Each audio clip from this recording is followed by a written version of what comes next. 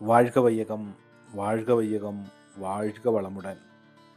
യോഗിരാജ് വേദാദ്രി മഹർഷി എഴുതിയ കർമ്മയോഗം, അദ്ധ്യായം 7, ഭാഗം 2. പ്രയാണ ലക്ഷ്യം ബ്രഹ്മം. പ്രപഞ്ചത്തിൻ്റെ പരിണാമ സമസ്യയിലേക്ക് ആഴ്ന്നിറങ്ങുമ്പോൾ തന്നെ മൗലികമായ ഒരു തത്വത്തെക്കുറിച്ച്, പ്രപഞ്ചത്തിൻ്റെ നിർവഹണ നിയമത്തെക്കുറിച്ച് നാം മനസ്സിലാക്കേണ്ടതുണ്ട്. 2 പ്രതിഭാസങ്ങളാണ് ഇതിൽ പ്രധാനമായുള്ളത്. പരമവും നിശ്ചലവുമായ മൂലാകാശവും ഈ നിശ്ചലമായ മൂലദ്രവ്യത്തിൻ്റെ ചലനാവസ്ഥയിലുള്ള ഊർജവുമാണവ. പ്രപഞ്ചത്തിലുള്ള എല്ലാ ദ്രവ്യങ്ങളും ആകാശമെന്ന മൂലദ്രവ്യത്തിൽ നിന്ന് ആവിർഭവിച്ചതാണ്. മൂലാകാശത്തിൻ്റെ സൂക്ഷ്മകണമായ ഊർജമാണ് ഈ പ്രപഞ്ചത്തിൻ്റെ എല്ലാം അടിസ്ഥാനം. പ്രപഞ്ചത്തിലെ സകല ശക്തിയും ഗോളങ്ങളുടെ ആകർഷണ വികർഷണങ്ങൾ ഉൾപ്പെടെ പ്രാണൻ എന്ന മൂലശക്തിയുടെ രൂപാന്തരങ്ങളാണ്. പ്രാണൻ മൂലാകാശത്തിന്മേൽ പ്രവർത്തിച്ച് പ്രപഞ്ചം സൃഷ്ടിക്കുന്നു. ആകാശത്തിന്മേൽ പ്രാണന്റെ നിരന്തരമായ പ്രവർത്തനം സ്ഥൂല രൂപങ്ങളുടെ സൃഷ്ടിക്ക് വഴിയൊരുക്കി. ഹരിതസസ്യങ്ങളും ചെടികളും വൃക്ഷങ്ങളും ജന്തുക്കളും മനുഷ്യരുമെല്ലാം ഇങ്ങനെയാണ് ഉത്ഭവിച്ചത്. ആകാശമെന്ന മൂലദ്രവ്യം സർവശക്തിത്വവും സർവവ്യാപകത്വവും സർവജ്ഞത്വവുമുള്ള ഏക പ്രതിഭാസമാണ്. ഈ പരമശാന്താവസ്ഥ പ്രാണാകാശങ്ങൾക്കും ഉപരിയായ ഇവ രണ്ടും അവസാനം വിലയം പ്രാപിക്കുന്ന തന്നെയാണ് സമ്പൂർണമായ ആത്മപ്രബുദ്ധത അഥവാ ബ്രഹ്മം. പ്രാണാകാശങ്ങളുടെ പ്രവർത്തനം മൂലം മൂലദ്രവ്യങ്ങളുടെ പരിണാമം സംഭവിച്ചു എന്ന് നേരത്തെ പറഞ്ഞല്ലോ. ഗണാതീതമായ കാലഘട്ടത്തിന് ശേഷം ചതുർയുഗങ്ങൾക്കും മന്വന്തരങ്ങൾക്കും ബ്രഹ്മവർഷങ്ങൾക്കും ശേഷം പരിണാമം നിലച്ച് വിപരിണാമം ആരംഭിക്കും. വ്യഷ്ടി സമഷ്ടിയിലേക്ക്, സ്ഥൂലം സൂക്ഷ്മത്തിലേക്ക് മടങ്ങിപ്പോകും. പ്രാണാകാശങ്ങളിൽ നിന്ന് പരിണമിച്ചതെല്ലാം മൂലാധാരത്തിലേക്കും മൂലപ്രാണനിലേക്കും തിരിച്ചു ചേരും. ഓരോ ഊർജ കണികയിലും വിളങ്ങി നിൽക്കുന്നത് ബ്രഹ്മം മാത്രം. കണികയുടെ ഉള്ളിലും അതിനെ ചൂഴ്ന്നും ഊർജമണ്ഡലത്തിലും പ്രപഞ്ചമണ്ഡലത്തിലും നിറഞ്ഞു നിൽക്കുന്നത് ആത്മബോധം മാത്രം. ചുരുക്കി പറഞ്ഞാൽ പ്രപഞ്ചമാകെ നിറഞ്ഞു നിൽക്കുന്നത് മൂലാകാശവും ഊർജവും മാത്രം. മൂലാകാശം ചുറ്റുപാടും അതിൻ്റെ സമ്മർദ്ദം ചെലുത്തിക്കൊണ്ടിരിക്കുന്നു. ഓരോ ഊർജകണവും ഭ്രമണത്തിനിടെ പരസ്പരം വികർഷിക്കുന്നു. മർദ്ദവും വികർഷണവും ആകർഷണ വികർഷണ ശക്തികളായി നിലനിൽക്കുന്നു. ഈ 2 ശക്തികളും ഒരർത്ഥത്തിൽ ഒന്നു തന്നെയാണ്. സ്ഥലസമയ പരിഗണനകളോടെ വീക്ഷിക്കുമ്പോൾ രണ്ടായി കാണപ്പെടുന്നുവെന്ന് മാത്രം. ഉദാഹരണത്തിന്, ഒരു കല്ലെടുത്ത് നിങ്ങൾ മേൽപോട്ടെറിയുന്നു എന്ന് സങ്കല്പിക്കുക. ഭൂമിയുടെ ഗുരുത്വാകർഷണ ശക്തിക്കെതിരെ നിങ്ങളുടെ ശക്തി പ്രയോഗിച്ചുകൊണ്ട് കല്ലിനെ നിങ്ങൾ വികർഷണത്തിന് വിധേയമാക്കുകയാണ് ഇവിടെ ചെയ്യുന്നത്. കുറച്ച് നിമിഷങ്ങൾക്കകം സ്ഥിതികാവസ്ഥയുടെ ആകർഷണം മൂലം മേൽപോട്ടെറിയപ്പെട്ട കല്ല് താഴേക്ക് വീഴും. നിങ്ങളുടെ കായിക ശക്തി കല്ലിനെ വികർഷണത്തിന് വിധേയമാക്കിയപ്പോൾ പ്രപഞ്ചത്തിൻ്റെ ആകർഷണ ധർമ്മം കല്ലിനെ തിരിച്ച് നിശ്ചലാവസ്ഥയിലേക്ക് കൊണ്ടുവന്നു. ഈ തത്വത്തിൻ്റെ അടിസ്ഥാനം ചിന്തിക്കുമ്പോൾ ഇക്കാണായ പ്രപഞ്ചത്തെ ഒരുപക്ഷെ കാണാമറയത്തുള്ള പ്രപഞ്ചങ്ങളെ ബന്ധിപ്പിച്ചു നിർത്തുന്നത് നിതാന്തവും നിത്യവുമായ ഒരു ഏക പ്രഭാവമോ പ്രേരണയോ ആണെന്ന് മനസ്സിലാക്കുവാൻ ബുദ്ധിമുട്ടില്ല. ഈ പ്രഭാവമാണ് പരമ്പൊരുളെന്നും സർവശക്തനെന്നും സർവാതീതനെന്നും സർവാന്ത്യരാമിയെന്നും ശിവമെന്നും ബ്രഹ്മമെന്നും നാം വിളിക്കുന്ന പരമാത്മബോധം. മഹത്ത് എന്നും നാം അതിനെ പേർ ചൊല്ലി വിളിക്കുന്നു. ഈ പരമപ്രജ്ഞയുടെ അംശമാണ് പരമാണു മുതൽ പ്രകാശവർഷങ്ങൾക്കകലെ സ്ഥിതി ചെയ്യുന്ന ഭീമാകാരനായ നക്ഷത്രം വരെ. ഒറ്റ ഇന്ദ്രിയം മാത്രമുള്ള ജീവജാലങ്ങൾ മുതൽ വിശിഷ്ടമായ 6ാം ഇന്ദ്രിയത്തിൻ്റെ ഉടമസ്ഥനായ മനുഷ്യൻ വരെയുള്ള സൃഷ്ടിയിൽ വിളങ്ങി നിൽക്കുന്ന ഉണ്മ. ഏറ്റവും നികൃഷ്ടമെന്ന് നമുക്ക് തോന്നുന്ന കീടത്തിലും ഏറ്റവും ഉത്കൃഷ്ടമെന്ന് അഭിമാനിക്കുന്ന നമ്മളുടെ ഉള്ളിലും ഒരേ ചൈതന്യം സ്ഥിതി ചെയ്യുന്നു.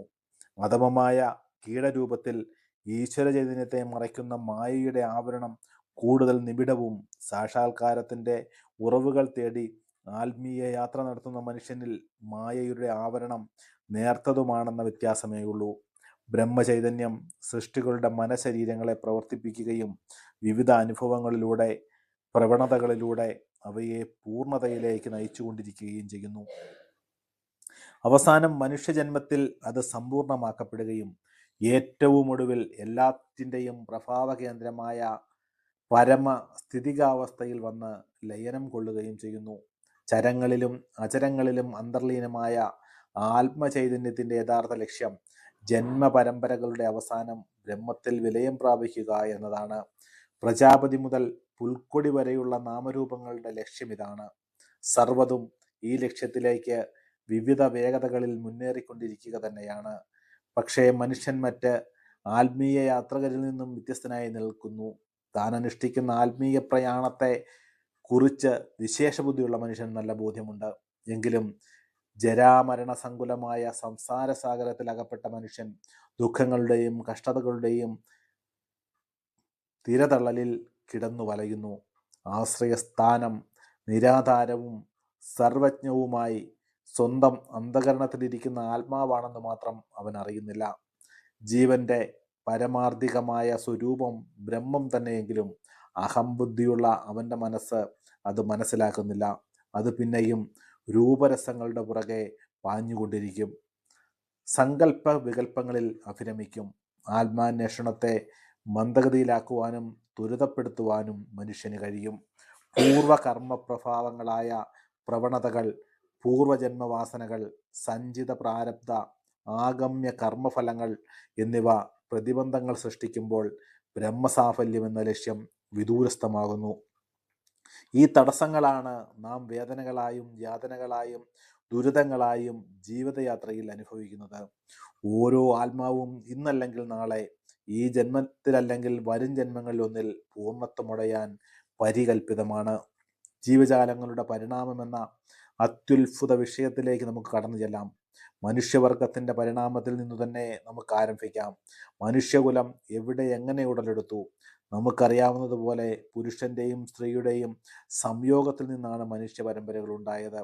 പരിണാമത്തിൻ്റെ പാതയിലൂടെ നാം പുറകോട്ട് നടന്നാൽ ആദി മാനവ ദമ്പതിമാരിൽ നാം ചെന്നെത്തും.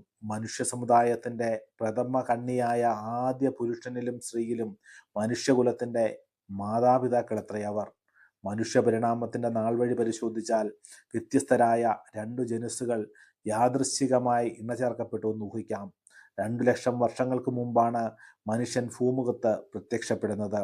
വ്യത്യസ്തരായ രണ്ടു വർഗങ്ങളുടെ ജീനുകൾ പൊരുത്തമുള്ളവയായതിനാൽ മനുഷ്യകുലത്തിൻ്റെ പ്രജനനം സംഭവിച്ചു. അതിലുണ്ടായ പുരുഷനോ സ്ത്രീയോ സ്വന്തം വംശത്തിലുള്ള സ്ത്രീയായോ പുരുഷനായോ സംയോജിച്ചതിൽ നിന്നും മനുഷ്യ കുടുംബങ്ങൾ ഉരുത്തിരിഞ്ഞു വന്നു. ജന്തുവർഗത്തിൻ്റെ പൂർവചരിത്രം തേടി പുറകോട്ട് പോയാൽ ഉഭയജീവികളിലും പുഴുക്കളിലും സസ്യജാലങ്ങളിലും തന്മാത്രകളിലും അണുവിലും പരമാണുവിലും അവസാനം ഊർജ കണികയിലും എത്തിച്ചേരും. അവസാന പാളിയായ ഊർജത്തിൻ്റെ ഉത്ഭവത്തെക്കുറിച്ച് അന്വേഷിക്കുമ്പോൾ നിങ്ങൾ എത്തിച്ചേരുക സ്ഥിതിക സൗമ്യാവസ്ഥയിലാണ്. പ്രപഞ്ചത്തിലുള്ള എല്ലാ ദ്രവ്യങ്ങളും ആകാശമെന്ന മൂലദ്രവ്യത്തിൽ നിന്നും ഉത്ഭവിച്ചുവെന്നും പ്രപഞ്ചത്തിലെ സകല ശക്തിയും പ്രാണൻ എന്ന മൂലശക്തിയുടെ രൂപാന്തരങ്ങളാണെന്നും നാം കണ്ടു കഴിഞ്ഞു. പ്രാണൻ ആകാശത്തിന് മേൽ പ്രവർത്തിച്ചു തുടങ്ങുമ്പോൾ സൂക്ഷ്മമായ ആകാശത്തിൽ നിന്ന് സ്ഥൂലങ്ങളായ രൂപങ്ങൾ ഉണ്ടാകുന്നു. ആകാശങ്ങൾക്ക് മീതെ മറ്റൊരു വസ്തുവുണ്ട്, മഹത് അഥവാ സമഷ്ടി മനസ്സ്. സമഷ്ടി മനസ്സ് ആകാശത്തെയും പ്രാണനെയും പുതുതായി ഉണ്ടാക്കുകയല്ല, അവയായി രൂപാന്തരപ്പെടുകയാണ് ചെയ്യുന്നത്. ഈ സ്ഥിതിക നിശ്ചലാവസ്ഥയാണ് എല്ലാത്തിൻ്റെയും ഉറവിടം. മനുഷ്യ സങ്കല്പത്തിനതീതമായ ഒരു കാലയളവിന് ശേഷം പരിണാമം നിലച്ചു വിപരിണാമം ആരംഭിക്കുമ്പോൾ എല്ലാ ദ്രവ്യരൂപങ്ങളും ശക്തികളും മേൽക്കുമേൽ സൂക്ഷ്മീഭവിച്ച് മൂലാകാശത്തിലേക്കും മൂല പ്രാണനിലേക്കും അവസാനം സമഷ്ടി മനസ്സിലേക്കും മടങ്ങും. ശാസ്ത്രകാരന്മാർ അവകാശപ്പെടുന്നത് പോലെ മനുഷ്യകുല പരിണാമത്തിൽ ഒരു കണ്ണിയും നഷ്ടപ്പെട്ടിട്ടില്ല. സ്ഥിതിക നിശ്ചലാവസ്ഥയിൽ തുടങ്ങി ഈ നിമിഷം വരെയുള്ള മനുഷ്യ പരിണാമത്തിൻ്റെ കണ്ണികൾ ശ്രമിച്ചാൽ മനസ്സിലാക്കാവുന്നതേയുള്ളൂ.